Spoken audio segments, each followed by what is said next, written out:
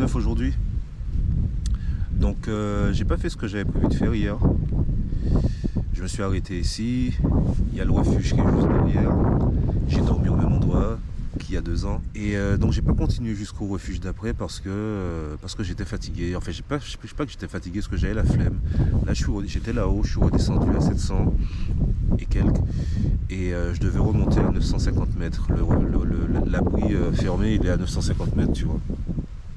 Le problème, c'est que depuis hier, enfin depuis avant-hier, donc depuis que j'ai commencé cette partie-là, je croise énormément de monde, tu vois, mais vraiment beaucoup de monde. J'ai croisé plus d'une cinquantaine de personnes qui descendaient au sud. Et je comprends pas, parce que cette partie-là, c'est la partie la moins populaire. Et genre, il y a 2 ans, de Abisko jusqu'à Kivkiok, c'est nickel, c'est super beau. Et après Kivkiok, tu prends un bateau et tu continues. Tu traverses le lac et tu continues. Et quand j'ai fait ça l'année dernière, enfin il y a 2 ans, on était 6 dans le bateau. Et les 6, on s'est tous retrouvés à Emavan à terminer 2 semaines après, tu vois. Et pendant toutes ces 2 semaines-là, j'ai croisé 3 personnes. J'ai croisé 2 meufs là, 2 Belges, je me rappelle, 2 Belges qui remontaient et un autre mec, un espèce d'Italien, je crois. Enfin, une espèce d'Italien. Oh, bref. Et donc je me suis dit que si ça se trouve, quand je vais arriver à l'abri là-haut, parce qu'il fait froid, il y a du vent et tout, il y aura du monde dedans et il n'y a que 2 places, tu vois. Et sachant qu'en plus que je dors pas avec les gens. Et donc j'avais déjà prévu ça, je m'étais dit s'il y a du monde, je me mets à tente à côté, tu vois. Sauf que là, vu le froid qu'il faisait, le vent qu'il y avait, je me suis dit je préfère quand même rester dormir à 700 mètres. Il fera peut-être un peu moins froid que si je monte là-haut, dans le brouillard là. Et en plus, depuis ici, je devais remonter à 900 mètres, quoi, tu vois, et j'avais vraiment pas envie. J'aurais pu le faire physiquement, je veux dire, mais ma tête voulait pas y aller, tu vois. Surtout que là, depuis que j'ai recommencé à marcher, là, ici, la vibe de l'endroit m'a pris, tu vois, et j'ai envie d'être tranquille, j'ai pas envie de me prendre la tête. J'y vais tranquille, et j'ai pas envie de me presser à faire 35-40 bornes, tu vois, tous les jours. Ça sert à rien, c'est bientôt fini en plus tout ça, et je suis pas en retard. Quand je suis arrivé, le sentier passe de l'autre côté de la rivière. Donc quand j'ai reconnu, je me suis dit, bon ben je vais aller chercher l'endroit où j'ai dormi, tu vois. Donc je regarde, et il y avait une meuf qui était debout juste là où ma tante elle était posée, tu vois. Et une jeune demoiselle, et elle pensait que je cherchais le refuge. Donc elle me parle, elle me dit ouais le refuge tu le cherches machin, je lui dis non non t'inquiète et tout. Et donc j'ai traversé et on a commencé à parler et on a parlé et puis j'ai monté ma tante tout ça, puis elle est revenue, elle m'a demandé si je voulais boire un thé avec elle. Je lui ai dit ouais vas-y. Donc j'étais à sa tante, on est resté à parler super tard, il faisait super froid, il fait encore super froid. Et, et ouais, là je l'attends en fait. C'est pour ça que je suis pas encore parti. Il est 8h50. Je lui avais dit que j'allais l'attendre ce matin. Elle marche dans l'autre sens que moi, elle marche pas dans le même sens que moi, tu vois. Elle va à l'inverse. Elle va au sud. Très très très sympathique comme jeune femme. Les yeux. Bref, elle a des super beaux yeux. Bref, donc c'était cool, tu vois. Une Hollandaise. Je sais pas encore ce que je fais. Peut-être que je vais à Marnas ce soir. Et demain matin, je pars plus tard pour aller à l'épicerie avant de continuer. Ou alors, je m'arrête au refuge d'après qui est à peut-être 18 km, 18-19 km. Et je vais à Marnas demain matin. Et je récupère ma bouffe et je continue, je remonte dans la montagne. Donc je sais pas encore. Tout ça pour dire que là, je suis assis là. J'ai rangé mes affaires, j'ai gardé ma doudoune parce que je savais que j'allais rester là à rien faire. Et puis voilà quoi. Donc les yeux bleus quoi. Donc systématiquement, moi je croise des yeux bleus, je te parle 5 minutes, pendant 10 minutes après je suis amoureux et puis après je continue ma vie, tu vois. Donc c'est ma kryptonite mec. Les yeux bleus et moi ça fait deux, tu vois. Bref. Donc là 8h55. Je vais attendre, le vent se calme un peu, tu vois, il y a un bout de soleil, il y a un bout de ciel bleu qui est là, donc on va espérer que, et puis voilà. Sur ce, bim.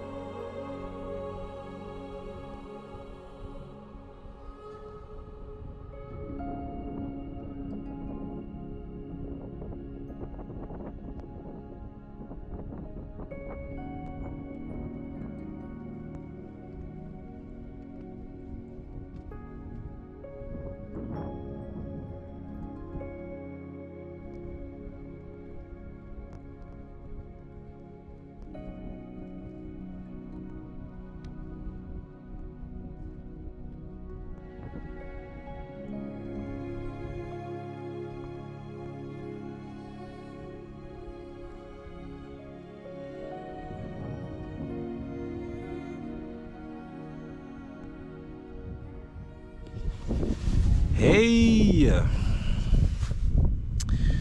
Donc je suis arrivé, hein. Je suis juste au-dessus en fait. Ça va, c'est ma vanne. Je dois être à 6 ou 7 km, plus 6 que 7 d'ailleurs. J'ai passé le refuge qui était là-bas. Et j'avais la flemme de... Enfin, je voulais pas rester là parce que les coins n'étaient pas très plats, c'était un peu ondulé et tout. Donc j'ai continué en espérant trouver un coin où il y aurait de l'eau pas loin. Donc là, si tu regardes, ben, il n'y a pas d'eau. Mais il y en a juste genre à peut-être 50 mètres, là, il y a une grosse rivière. Enfin, une grosse rivière, il y a une rivière qui passe là. Donc je peux y aller. D'ailleurs, il y a celle-là aussi. Je sais pas si ça se voit bien, mais il y a aussi une autre rivière qui passe ici, là, qui descend de la montagne. Bref, donc j'ai fait 21 km. Je suis parti super tard. Parce que la jeune demoiselle, elle a pris tout son temps, tu vois. Elle n'était pas pressée. Ouais, on est parti, il devait être 11h et quelques. On est parti vers 11h. C'était cool. Donc je suis parti tard. C'était relativement sympathique aujourd'hui. En fait, la partie qui est vraiment bien sous ce truc-là, le Kungsleden, c'est la partie sud. Donc ce que je viens de faire, puisque ça se termine en bas. Et la partie nord. Et en fait, c'est la partie du milieu où tu es tout le temps dans la forêt, où il se passe rien.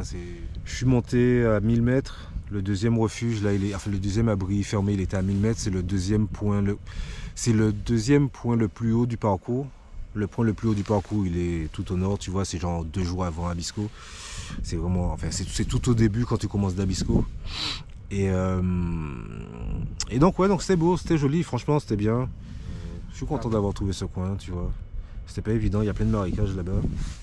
Donc, et la rivière qui passe là, qui est à côté là, elle est pas sous la carte. Donc j'étais un peu... Et sachant que quand je vais descendre après, ça serait dans la forêt. Donc ça aurait été mort pour pouvoir dormir. Donc si j'avais pas trouvé un coin avant la petite montée qui est derrière moi là, il aurait fallu que j'aille tout en bas, au bord de la rivière qui coule à l'intérieur du village. Bref, donc là, ça va être bien. Et puis, on va continuer. Et demain, pas beaucoup de kilomètres. Et puis, tranquille, quoi. Donc, sur ce, bim! Thanks for this beautiful day you've spent with me.